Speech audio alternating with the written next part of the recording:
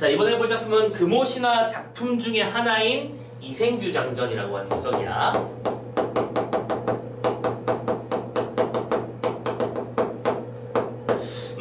작품을 이야기 앞서서 일단은 김시습의 금오신화의 특성부터 먼저 좀 얘기를 해야 될 것 같은데, 자, 괄호 열고 최초의 괄호 닫고 한문소설 이다 보니까 기본적으로 역사적 의의가 있는 거지, 그치? 그래서 제일 먼저 다루는 작품이라는 거 염두에 두시고요. 다만 이 최초에다 괄호를 쳐둔 이유는 이 최초 타이틀을 가지고 겨루고 있는 몇몇 작품들이 더 있어. 최고운전 말고 최치원이라고 하는 작품이 또 하나 있고요. 여러 가지 작품들이 있어서 지금 이거를 완벽하게 첫 번째 작품이다라고 말하기는 어렵지만, 이 김시습이라는 사람이 한문 소설계, 즉 소설계에 있어서, 소설은 제일 먼저 한문 소설부터 있었다고 했었으니까 어떤 커다란 큰 획을 그은 사람인 건 틀림없어요. 그런데 이 금오신화는 우리가 앞에서 배웠던 이런 일반적인 특성에서 좀 벗어난 특징들이 몇 가지 나타나는 게 있어서 그걸 좀 정리를 하고 시작하는데, 김시습의 생애가 이 금오신화 안에 녹아나 있다라고 보통 우리 많이 불러요. 여러분들 알고 계신지 모르겠지만 김시습이 뭐 하는 사람인지는 알고 있냐? 여러분들 아마 역사나 한국사 시간에 김시습이라는 단어를 들어본 적은 있을 거야. 뭘로? 생육신으로. 생육신 알지? 성상문이 대표적인 사육신이고요. 오케이? 김시습은 어렸을 때 세종대왕이었나? 왕에게 불러가서 천재 소리 들었던 인물이에요. 5살짜리, 니들 5살 때 뭐 했는지 기억나? 5살에 뭐 했는지 기억 안 나지? 근데 김시습은 5살 때 왕한테 불려가. 그래서 왕이랑 독대를 해. 왕이랑 필담을 주고받아. 필담이 뭐냐면, 그러니까 예를 들어 이런 거야. 종이를 딱 가운데 놓고 왕이 먼저 여기다 시제를 딱 써줘. 앞구절을 써주면 뒤쪽에서 시습 어린이가 받아가지고 뒷구절을 대꾸를 맞춰 딱 써주는 거야, 서를. 그러니까 어른들이 하는 글로 하는 대화를 할 수 있는 능력을 가지고 있었다는 거지. 엄청난 천재였잖아. 그래서 왕이 김시습을 이제 돌려보내면서 이런 말을 하죠. 와, 이제 너는 나라를 이끌 천재 같은 녀석이다. 하지만 지금 나이가 어리니까 부모님 말 잘 듣고 나중에 우리 나라를 위해서 힘써 나오라고 하면서 막 여러 가지 선물도 주고 뽀로로도 주고 해가지고 보냈어요. 보냈는데 나중에 무슨 일이 벌어졌어. 단종이 유배되고 세조가 왕위를 찬탈하잖아. 그러니까 우리 배운 김시습의 입장에서는 저거는 세조가 왕위를 찬탈한 거라고 생각하기 때문에 이 더러운 놈의 세상 나 안 나가 하면서 집에서 버텨요. 그러면서 나중에 산속에 들어가서 생활 마감합니다. 무슨 말인지 알겠죠? 왕이 계속 불러요. 얘가 그러니까 이런 거야. 여러분들이 옛날 지금 끊어졌나? 안 하나? 영재 발굴단 이런 프로그램 있잖아. 거기 보면 막 천재적으로 그림 그리는 애, 천재적으로 수학하는 애 이런 데들 나오잖아. 막 TV 타고 전국적으로 유명했던 애인데 불러도 안 와. 당신은 왕이 아니오 하면서. 됐죠? 그러면서 그 재능을 이런 소설에 쏟아 넣은 거야. 알겠지? 무슨 말인지? 그러다 보니까 굉장히 뭐랄까 값어치가 높은데, 그러다 보니 사람이 이 얘기를 왜 했냐면, 그래서 김시습의 이러한 생애가 소설 속에 녹아 나오는데 어떤 특징이 나오느냐, 주인공들이 보통 이계 체험을 해요. 그러니까 뭐냐면, 첫 번째, 현실 속에서는 인정을 받지 못하고 있는 상황입니다. 현실에서는 인정받지 못한다는 얘기는 뭔가 자신이 뜻하는 세상이 이루어지지 않는 거야. 그래서 뜻한다고 하는 것은 높은 명예를 가지는 걸 수도 있고, 공부에 경지에 오르는 걸 수도 있고, 사랑도 물론 포함합니다. 그렇죠? 뭔가 노야. 근데 이계를 가서 체험을 하게 되면서는 그쪽에서는 인정을 받아. 뛰어난 능력을 인정받지. 그래서 금오신화에 총 5작품, 금오신화가 5개의 신화적인 이야기거든. 그래서 어떤 데서는 용궁을 가고요, 어떤 작품에서는 지옥을 갑니다. 그래서 지옥의 염라대왕이랑 단판을 짓고, 용궁에 가서는 용왕이랑 얘기를 하고 이런 식이야. 근데 거기서 모든 염라대왕이나 용왕관들이 너 같은 선배는 내가 처음 봤다. 당신이 짱짱맨 계속 이러는 거야. 하지만 이계는 어쨌든 결국은 이계잖아, 그치? 그래서 이계라고 하는 건 다른 공간을 말하는 거잖아. 다시 현실로 복귀하게 되면서 좌절을 겪게 돼. 그래서 최종적으로는 불행한 결말이 이루어져. 사랑했었던 사람이 있었다고 귀신이 되어서 서로 사랑하는 일이 벌어지지만 결국 세상을 떠나야만 해. 지적 높은 선비였다고 세계에서 인정받지 못하다가 염라대왕과 얘기하면서 염라대왕의 재능을 이어받을 만한 충분한 인재로 인정받지만 결국 한 세상에 돌아와서는 이 세상에 살 일이 없다. 나 염라대왕 하러 가야겠다. 하면 죽어버려요. 무슨 말인지 알겠죠? 그런 특징들이 나타난다는 거 염두에 두셨으면 좋겠습니다. 물론 그러다 보니 몇 가지 또 재미난 점이 나타나는데, 쌤이 지금 이게 차원을 한다고 했었잖아, 그치? 그러면 이 작품에는 무슨 성이 있을 수밖에 없어? 전기성이 아주 두드러질 수밖에 없겠지? 그쵸? 전기성이 엄청나게 특징으로 나타나고, 또 그 작품 중간에 또 이거 재미난 점, 요때까지만 해도 아직까지 완벽하게 시라는 개념과 소설이라는 개념이 완벽하게 분리된 건 아니라는 게 어떤 장면으로 나타나는 거냐면, 삽입시가 등장해. 그러니까 소설의 중간에 시가 등장해. 그래서 이 시의 역할과 특징을 묻는 문제가 아주 빈번하게 나오는 편이야. 알겠죠? 금오신화에는 중간에 삽입시가 등장할 거야. 이 삽입시의 특성을 묻는 문제가 등장할 거야 라고 이해하고 계시자. 그리고 마지막, 유불선사상의 혼재라고 하는데, 우리가 되게 있어 보이는 말이죠. 유교이념과 불교이념, 그리고 선은 도교를 말하는 거죠. 신선사상입니다. 이런 것들이 되게 복잡하게 혼재해서 나타나는 게 특징이야. 일반적으로 우리가 고전소설하면 유교적 특성이라고 아까 일반적이라고 얘기했었잖아요. 유교적이라고. 근데 이 녀석은 유불선이 막 다 나와. 알죠? 용왕을 만났어? 그거 참고로 도교입니다. 옥황상제, 신선, 선녀, 용궁 이런 식의 개념들은 도교에서 말하는 개념이야. 알겠지? 오케이. 부천김에, 대자대비암, 윤회 이런 것들을 얘기하면 불교고요.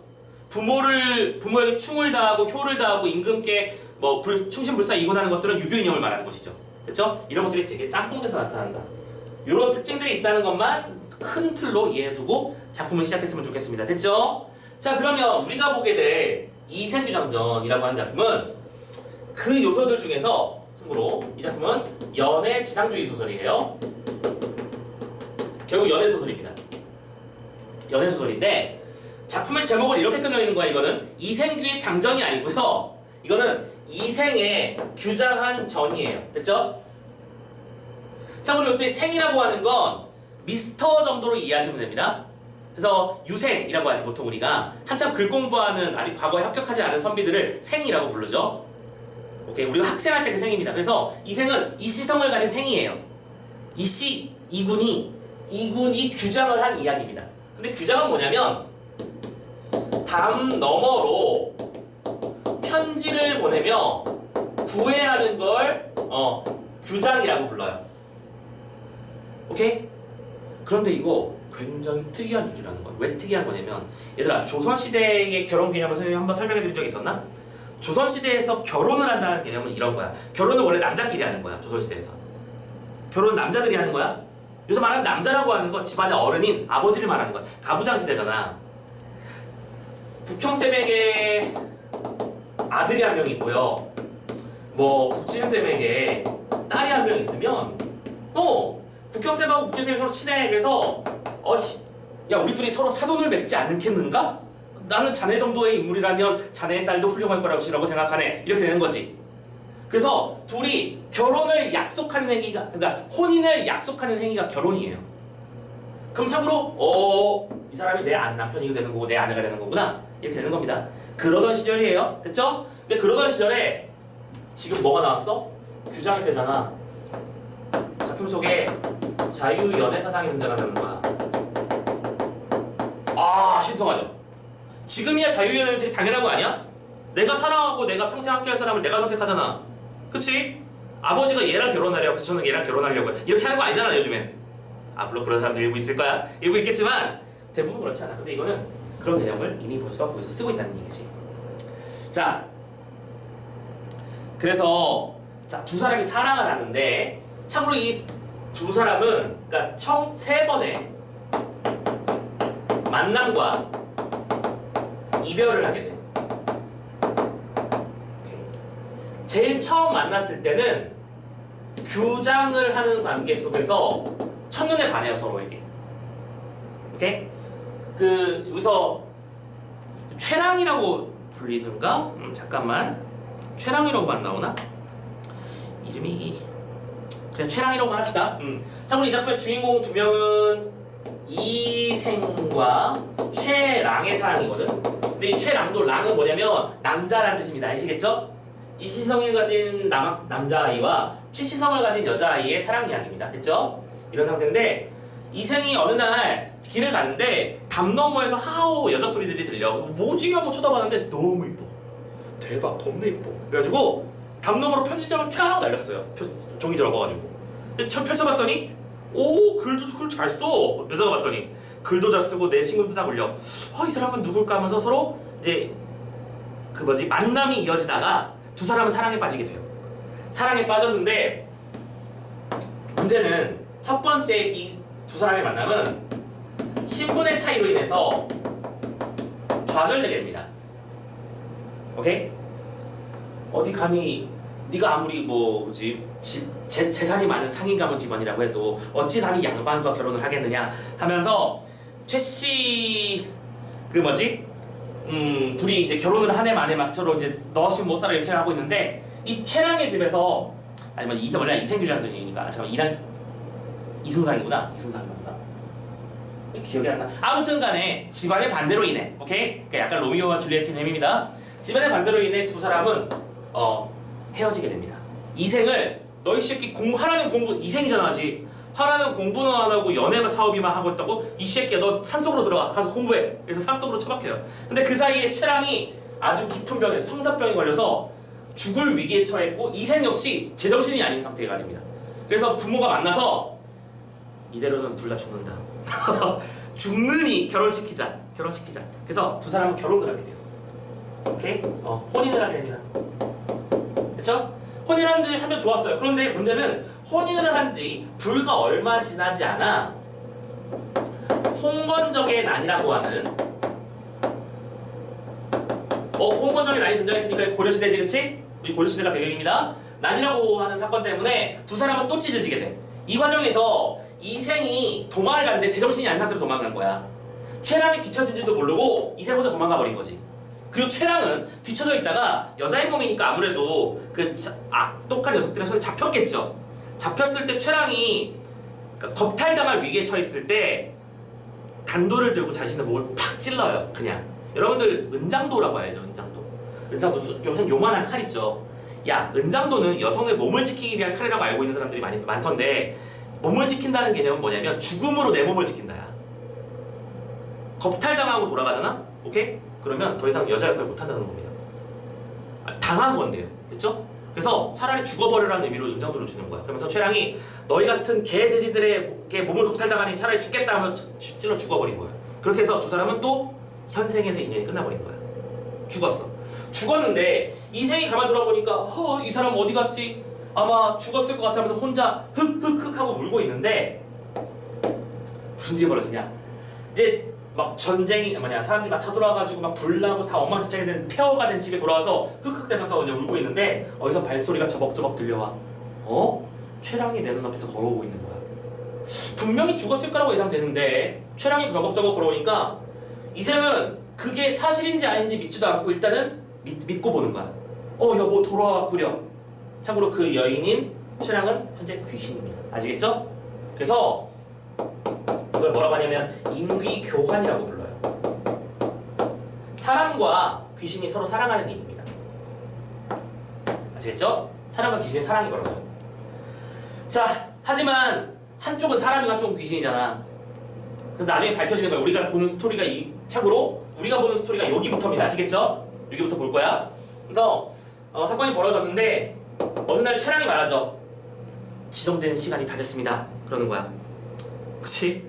그러면 1,000원 더 주면 10분 연장해 주시나요? 이런 건 이렇게 될 리가 없잖아. 그치?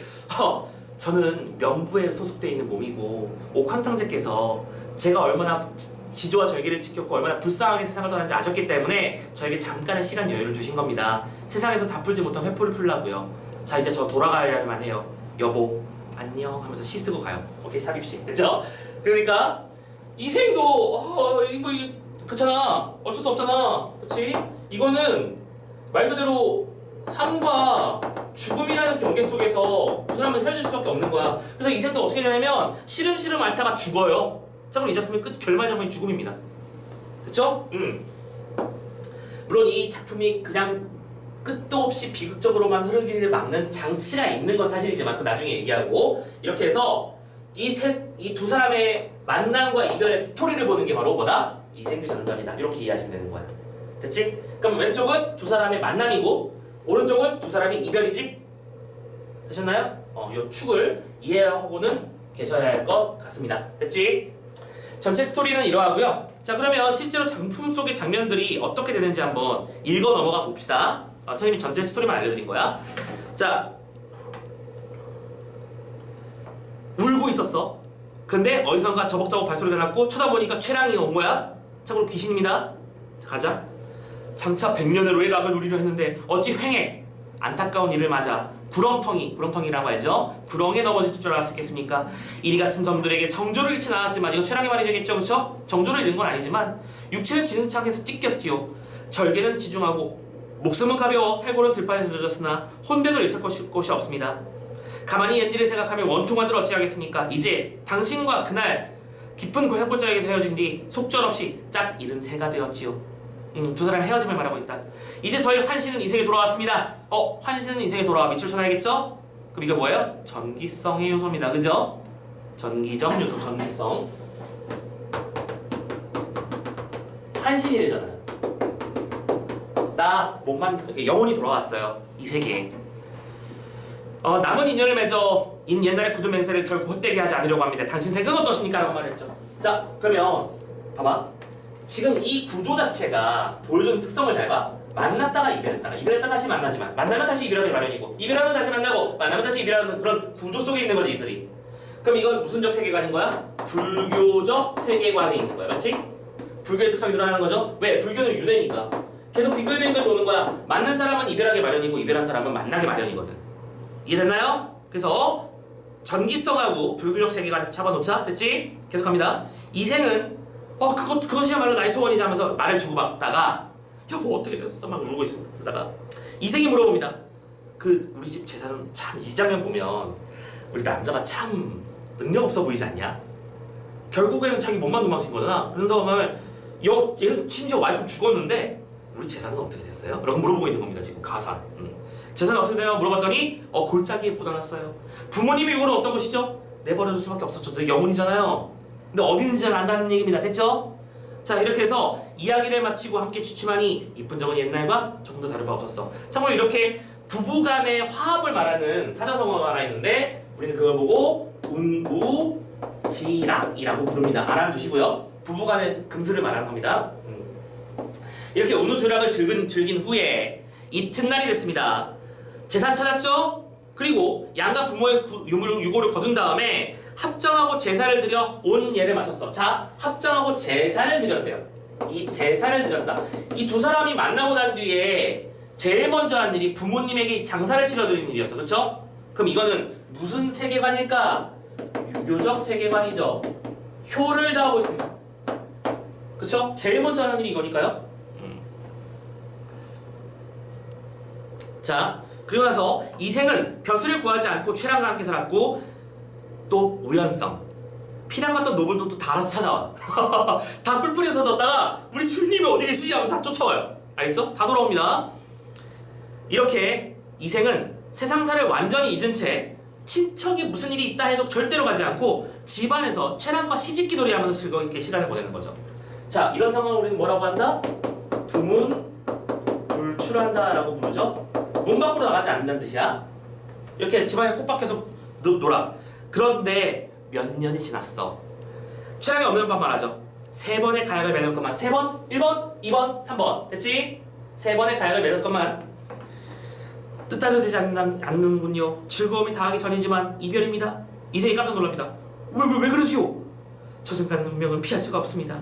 천재께서는 저 난군의 연분이 끊어지지 않았고 또 죄도 없었기에 저를 잠시 여기 머물게 하여 난군과 근심을 풀도록 했지요. 인간 세상에 오래 머물며 이승사람을 미혹시킬 수는 없습니다.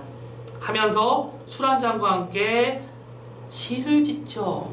됐죠? 다음 페이지 넘어갑니다. 그래서 이제 요즘 시로 갈게요. 자, 뭐가 나와요?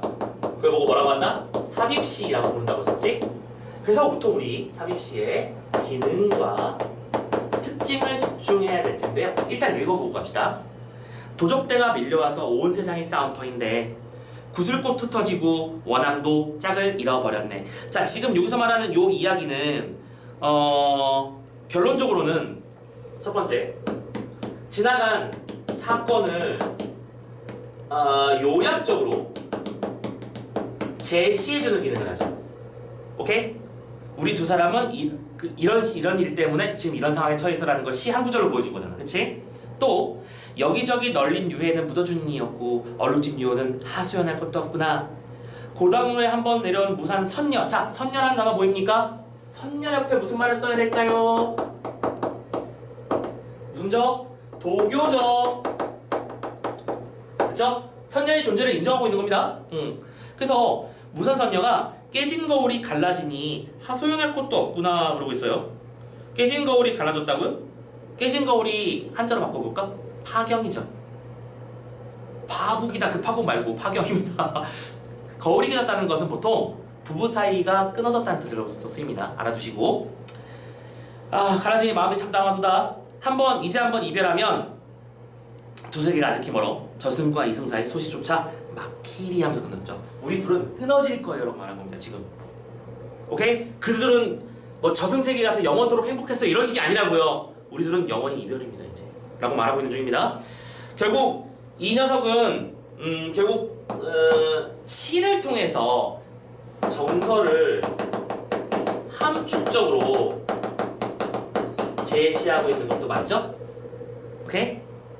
또 세 번째, 결국 이 시를 통해서 이 두 사람에게 앞으로 어떤 일이 닥칠지 암시와 복선의 기능으로도 보여주고 있는 겁니다. 되셨나요?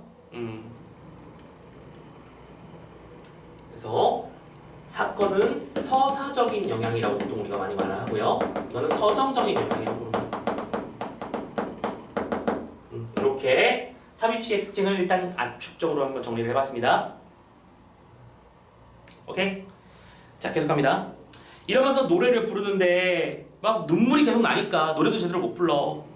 나도 부인과 함께 황천으로 갔으면 좋겠소. 혼자 이렇게 지내면서 뭐하오. 당신 덕분에 부모님에게 효를 다할 수 있었고 그런 건데 옛사람 말씀에 부모님이 살아가실 때 예의를 다하여 섬기고 돌아가신 뒤에는 예의를 다하여 장례를 지킨다고 했거든. 부인 덕분에 이런 일을 했단 말이오. 당신 덕분이 모든데 난 당신 아니면 안 되겠어 하면서 마지막에 뭐래요? 100년 정도만 더 살면 안 될까? 뭐 이러고 있어. 100년만 더 살세요. 최랑이 말합니다. 낭군의 수명은 아직 남아있으나 저는 이미 명부에 올라가 있어서 더 이상 있으면 안 됩니다. 제가 인간 세상을 그리 위해서 미련을 가지면 저승의 법이 위반되는 것이고 그 죄가 저한테만이 아니라 당신에게까지 이르게 됩니다. 됐죠? 저승에서 쫓기는 몸이 되고 악령이 되고 막 그런 식이겠지. 자, 다만 제 유골이 아무 곳에 흩어져 있으니 은혜를 베풀어 비바람 맞지 않게 거두어 주십시오. 봐봐. 지금 그러니까 여태까지 최랑의 해골은 수습을 안 해준 거야. 부모님은 다 제사 지내드리고. 근데 그건 왜 그런 걸까? 얘가 충효가 없었던 인물이고 나쁜 인물이라 그럴까? 그건 아니지. 최랑의 유골을 보는 순간 죽음을 인식하게 되잖아. 오케이? 내 옆에 최랑이 있는데 최랑의 유골을 지금 수습한다고 말이 안 되는 거잖아. 그치? 그래서 이제서야 수습하게 되는 거죠. 두 사람은 눈물을 흘리고요. 랑군님 안녕히. 뾰로롱. 점점 사라져 자취를 감추었다. 요거 무슨 성? 전기성? 그치? 갑자기 사라지잖아. 그래서 이생은 아내가 말한 대로 그녀의 시선을 거두었고 부모 곁에 묻어주었지. 결국 이생은 최랑을 지극하게 생각한 나머지 병이나 두어 달 만에 세상을 떠났어. 지금 주인공 다 죽었어요. 됐죠? 그런데 그 마지막에 한 줄이 붙어있을 거야. 그래서 요것도 시험에 잘 나와. 분명히 이 작품은 비극적으로 끝났단 말이야. 근데 마지막에 이 줄을 덧붙였어. 뭐라고? 이 소식을 들은 사람들은 모두 슬퍼하고 탄식하며 그들의 절개를 사모하지 않는 사람이 없었다. 오케이? 라고 말했습니다. 결국 이 마지막 한 구절은 단순히 두 사람이 죽고 끝났어요가 아니라 이 두 사람의 사랑은 영원한 모습이다 라고 하면서 우리에게 뭔가 교훈을 안겨준다는 식으로 알려주고 있죠. 이 마지막 장면을 통해서 뭐랄까? 두 인물의 비극적 결말을 어떻게 아름다운 사랑 이야기로 승화, 레벨업 시켰다 라고 이해하시면 됩니다. 자칫 비극적으로 끝나버릴 수밖에 없었던 그치? 이야기를 뭔가 전설적인 이야기잖아 라고 하면서 뭔가 아련한 느낌을 주면서 우리에게 아름다운 사랑처럼 보이게 만들어주는 역할을 한다. 이렇게 해서 마지막 장면이 있는 거다라고 생각하시면 되겠죠. 겁내 서둘렀네요. 자, 되셨습니까? 자, 마지막 줄의 기능까지 다 설명해 드렸어요.